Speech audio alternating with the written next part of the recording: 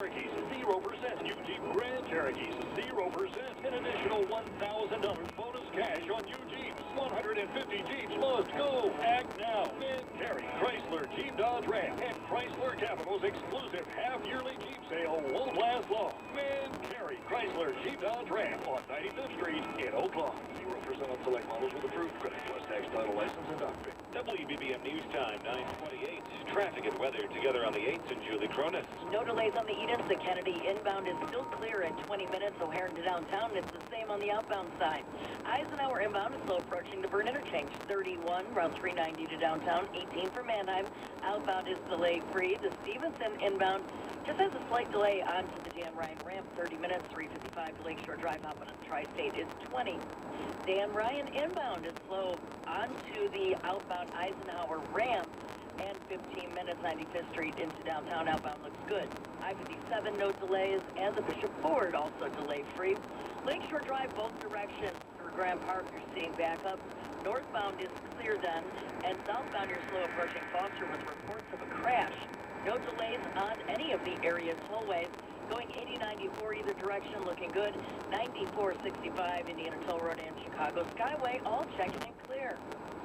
Get traffic and weather together on the 8th every 10 minutes on News Radio 780 and 105.9 FM. AccuWeather forecast for today, a mix of sun and clouds, very warm and humid with a strong thunderstorm moving through this afternoon. Storms can produce damaging winds. High today of 88, cooler along the lakefront. Going down to 71 tonight. Warm and muggy, could see some more strong thunderstorms this evening into the overnight hours. Right now, 81 degrees at O'Hare, 84 at Midway, 70 at the lakefront. WBBM News Time, 9:30. Governor J.B. Pritzker has signed a $45 billion capital construction plan that will upgrade roads, bridges, parks, and more statewide. It will be paid for by a gambling expansion bill he signed along with it and higher taxes for gas and cigarettes. That capital bill is going to mean big things for transportation in this state, and that is good news for Metro, the commuter rail line, which is facing several challenges. Well, this week, we're going to talk with the head of Metro about all of that. Hello, I'm political editor Craig Dellamore, and this is At Issue.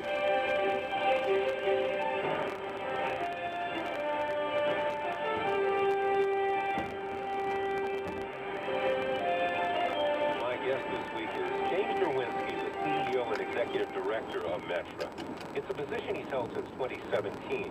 Like his predecessor and previous guest on this program, Don Orsino, he's come up the ranks. He started his career in the industry as an electrician with the Chicago and Northwestern Railroad, which became the Union and Pacific. He started working for Metro in 1997, rose through the mechanical department, and he learned Don Orsino's job and style from Don himself. So we had a good teacher, and now he's the one leading the agency and meeting the challenges. Jim Derwinski, welcome. Thank you. Let's talk about the breaking news first. Through Monday, the public's going to be hearing more and more details about the capital bill that the governor signed and the many projects it will fund. But how is Metro going to benefit from this capital program? Well, greatly, and more than Metro, our passengers are going to benefit from this because it's been a long overdue bill. The legislator did an incredible job raising the levels higher than we've ever seen. We're going to replace coaches. A lot of people may or may not know, half of our coaches are over 40 years old. And so those coaches are going to be on the list to be replaced. We already have a request for proposal on the street, hoping to get a contract in place maybe later this year, beginning of next year. Half of our bridges, 400 of our bridges are over a century old. This is a key element of the infrastructure that we operate on. Passengers aren't going to notice that, but they are going to make the railroad remarkably more robust into the future. Station upgrades. We have a lot of stations that need a lot of work, from cosmetic work to complete rebuilds. A lot of our stations are historic. They don't have the ADA accessibility. So part of our program is to be upgrading those stations and bringing those up to snuff. And once again, trying to really enhance the customer experience. A lot of little projects. We recognize that communication is one of the things that is challenging. We have a new communication system that's being deployed. It's going to be enhanced. We're looking at TV monitors at the station, similar to a CTA station, so passengers can readily see when is the next train coming, where is the next train going. Our system overall is not as friendly as it could be compared to a lot of our sister agencies out there with respect to the not normal riders. So the people coming into town, it's kind of a difficult system to we're going to address that. For the rolling stock, you were talking about that, you know, how much of the stock is old. How much are you going to be able to replace? So the capital bill itself, one of the best things about it, it has the pay-go portion of it, which is going to come from the motor fuel tax. With that ongoing sustainable funding, we are actually going to be looking at the potential of bonding. Right now, Metra has no bonds out. We have no debt. So the potential of actually replacing all 400 of the cars, say, over the next 8 years, there's a great possibility of that. We're going to have to obviously show the board the entire capital program now that we have this new funding source, but our goal would be to actually replace 400 of the cars, or half of the push-pull fleet that the diesels use. Now, what about the locomotives, the diesels?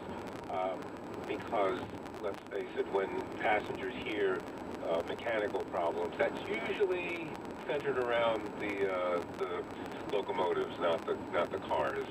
You know, for the most part, that's totally correct. I mean, we certainly don't get nickel and dime and pick out exactly what a mechanical failure can be, but just an air hose coming apart on the train after hitting debris is going to be called to the passengers mechanical failure down the road. That comes to debris strike as we categorize things.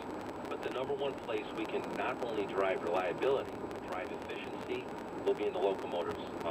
More fuel-efficient locomotives, and then shifting from what's called DC, direct current traction, to AC, alternate current traction, just ultimately more reliable. We have a procurement out right now, an award, to buy up to 42 AC locomotives. They're used. They're actually converting freight locomotives into passenger locomotives. So they have the robust AC traction under them. They'll have a little better fuel economy. They'll have a much better emissions footprint for us. And as those come in, they'll replace a portion of our fleet. We have about 150 locomotives within the fleet.